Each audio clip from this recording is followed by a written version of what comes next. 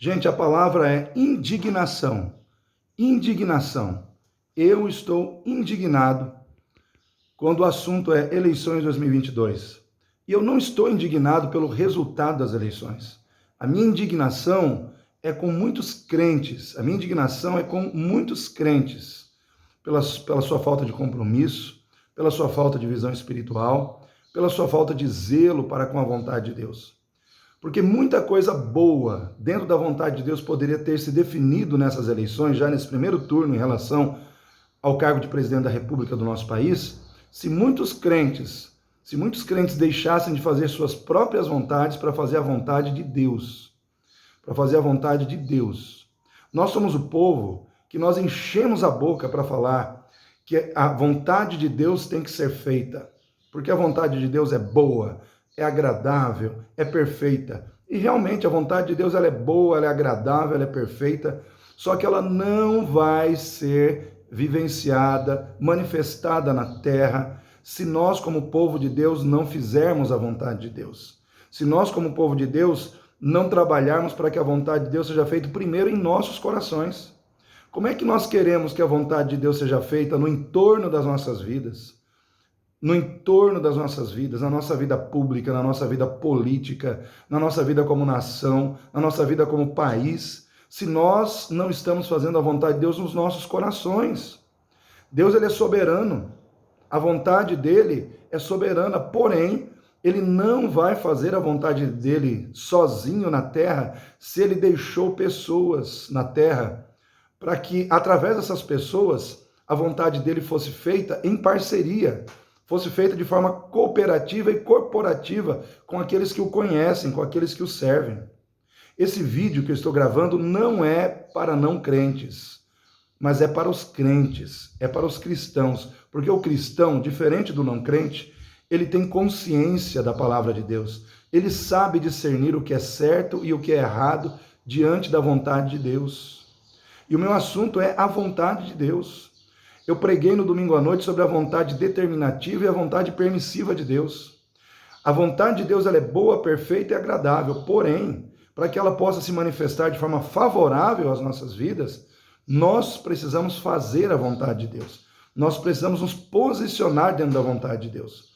Quando nós, como povo de Deus, nos posicionamos dentro da vontade de Deus, nos preocupamos em colocar as questões do reino de Deus acima das nossas questões pessoais, aí sim Deus fala, eu vou agora liberar a minha boa, agradável e perfeita vontade sobre a sua vida. Por quê? Porque você está fazendo a minha vontade.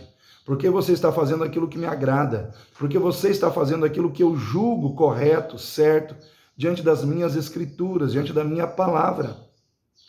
Porém, queridos, quando nós, como povo de Deus, não fazemos assim, nós podemos cair na vontade permissiva de Deus, onde Deus vai tratar com a nossa negligência espiritual, onde Deus vai tratar com o nosso descaso para com a sua vontade, onde Deus vai tratar com a nossa indiferença em relação ao propósito de nos consagrarmos, de buscarmos a sua face, de estarmos na sua presença, de fazermos a diferença nesse mundo como alguém que o conhece. Porque em muitos momentos da história bíblica, o povo de Deus tendo ao seu lado o poder maior, o Deus Todo-Poderoso, o povo de Deus perdeu batalhas. E em que momentos isso aconteceu? No momento em que o povo de Deus deixou de fazer a vontade de Deus.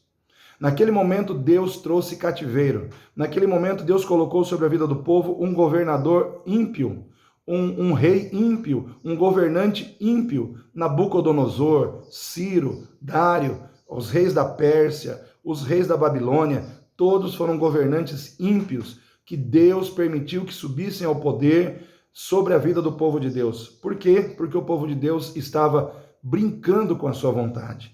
O povo de Deus estava tratando a vontade de Deus com descaso. Aí o que o povo de Deus vivenciou com isso? Eles foram obrigados a ver os seus lares sendo destruídos, seus filhos e suas filhas serem violentadas ou violadas sexualmente, foram obrigados a perder a sua liberdade e se tornarem escravos de um sistema de governo corrupto, corrompido, pervertido, comprometido com entidades diabólicas. Por quê? Porque o povo de Deus se achou no direito de não fazer a vontade de Deus.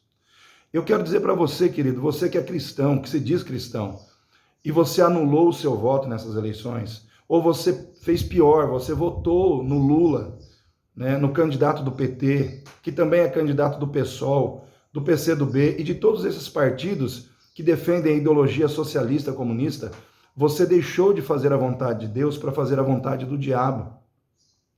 Você deixou de fazer a vontade de Deus para fazer a vontade do mundo, ou as suas vontades pessoais, baseadas em birra, baseadas em posicionamentos puramente humanos, e com isso você deixou de fazer a vontade de Deus. Sabe quem apoia Luiz Inácio Lula da Silva? E quando eu falo do Lula, eu não estou aqui falando contra a pessoa do Lula, eu não tenho nada contra a pessoa desse homem.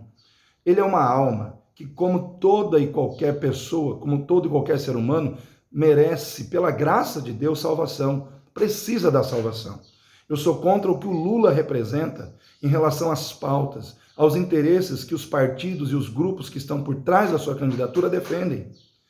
Então nós temos aí aborto, nós temos aí liberação, legalização de droga, de maconha, nós temos aí ideologia de gênero e muitas outras coisas. Sabe quem apoia o Lula? Quem está por trás do Lula?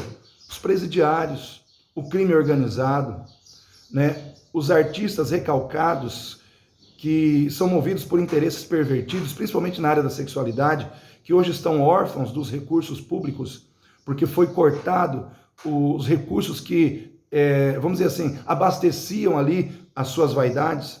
Sabe quem está por trás do Lula? Os satanistas, pessoas que sacrificam animais e que em muitos momentos sacrificam vidas humanas para rituais satânicos, para invocar demônios, entidades malignas, que têm o único objetivo: destruir lares, destruir casamento, destruir vidas. E quando você, que se diz cristão, vota numa pessoa que defende tudo isso, você está se tornando um par, você está se tornando um cúmplice, você está se tornando uma pessoa com essas pessoas que defendem todas essas questões. Você está se tornando um com essas pessoas. Aí eu te pergunto, você está fazendo a vontade de Deus, tendo consciência de tudo isso, meu irmão? Você está fazendo a vontade de Deus? Você tem que colocar a mão na consciência e sentir vergonha. Vergonha. Se você tomou essa atitude nessas eleições, você tem que sentir vergonha do que você fez diante da palavra de Deus. Porque você sabe o que é certo e o que é errado. Você sabe se o aborto é certo ou errado. Você sabe se ideologia de gênero diante da palavra de Deus é certo ou errado. Você sabe que todas essas coisas diante da palavra de Deus, se elas são certas ou se elas são erradas, você tem conhecimento. A vontade boa, agradável e perfeita de Deus se cumprirá se nós fizermos a vontade de Deus. Talvez muitos de vocês deixaram que as suas vontades pessoais falassem mais alto em seus corações em relação à vontade de Deus por causa de birra, por causa de questões do tipo assim: eu não voto no Bolsonaro porque ele é uma pessoa horrível nas palavras, ele é grosso, ele fala o que não deve, ele fala coisas erradas. Eu concordo com você. Eu também concordo com você que em muitos momentos o Bolsonaro, ele fala um monte de asneiras, de coisas que não deveriam ser ditas. Concordo com você nesse sentido. Concordo com você. Não discordo de você nessa situação. Também digo, ele não é perfeito. Porque eu acredito que não vai ter um apóstolo Paulo para a gente escolher para governar o Brasil. Não vai ter.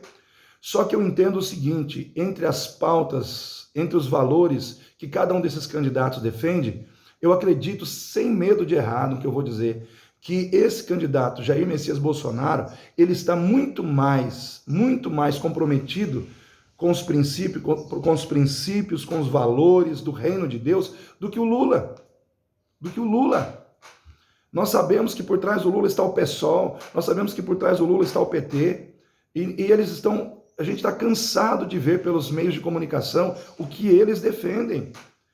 E mais, os satanistas estão trabalhando incansavelmente para a eleição do Lula. Eu não queria enviar um vídeo no grupo, não queria, porque esse vídeo, ele é um vídeo que traz ali um satanista falando sobre esse momento das eleições, e ele fala palavrões, ele fala palavras de baixo calão, que eu não gostaria que você ouvisse, por questão de educação. mas eu vou mandar esse vídeo no grupo sim, porque eu acredito que você precisa ter um choque de realidade para você entender quem está trabalhando por trás da candidatura e da eleição do Lula, que representa todas essas situações. E quando você deixa de votar no outro, você deixa de votar hoje no Bolsonaro para votar no Lula, você está se unindo a essas pessoas. Você precisa entender o que a palavra de Deus diz, que comunhão há entre luz e trevas. A Bíblia diz que comunhão há entre luz e trevas. Você precisa entender se você é luz ou se você é treva. Né? Se você está envolvido com os interesses das trevas, você não pode dizer que você é luz. Se você é um cristão, você precisa ter atitudes que correspondam aos valores cristãos. Que correspondam aos valores cristãos. Talvez você diga assim, mas o Bolsonaro foi responsável por muitas mortes na pandemia. Meu irmão, põe a mão na consciência. Pandemia não aconteceu só no Brasil. Pandemia aconteceu no mundo inteiro. E se você for pesquisar, nos Estados Unidos, que é o referencial de país para os países de primeiro mundo, morreram muito mais pessoas do que aqui no Brasil. Na Europa, se você pegar países pequenos e fazer um cálculo a nível de percentual de população, teve mais gente que morreu em países europeus do que no Brasil. Agora você vem usar isso como um argumento. Você não pode voltar no passado e mexer no passado e mudar o passado, mas você tem uma responsabilidade de interferir no futuro. Eu sou pai, sou avô, tenho netas e eu sei o que eu quero a nível de nação, de sociedade para essas pessoas que virão no futuro. Eu não sou eterno, mas eu penso na minha prole, eu penso naqueles que virão depois de mim. Eu não quero ter meus netos, minhas netas mergulhadas no mundo de ideologia de gênero, no mundo onde é dito para elas ou para eles que eles podem fumar maconha à vontade. Eu não quero a minha família, a minha geração, e eu não quero a igreja do Senhor Jesus mergulhada nesse mundo onde os poderes das trevas vão estar governando, porque nós demos a eles essa condição. Porque nós não nos posicionamos dentro da vontade de Deus. Nós só sabemos dizer que seja feita a vontade de Deus. Como uma frase que vai resolver tudo na nossa vida.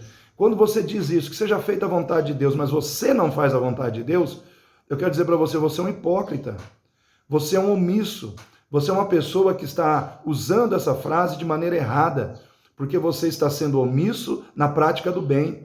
E aquele que sabe fazer o bem e não o pratica, comete pecado. É o que a palavra de Deus diz lá em Tiago. Então você sabe o que você tem que fazer, mas você não está fazendo, você está pecando, você está indo contra a vontade de Deus.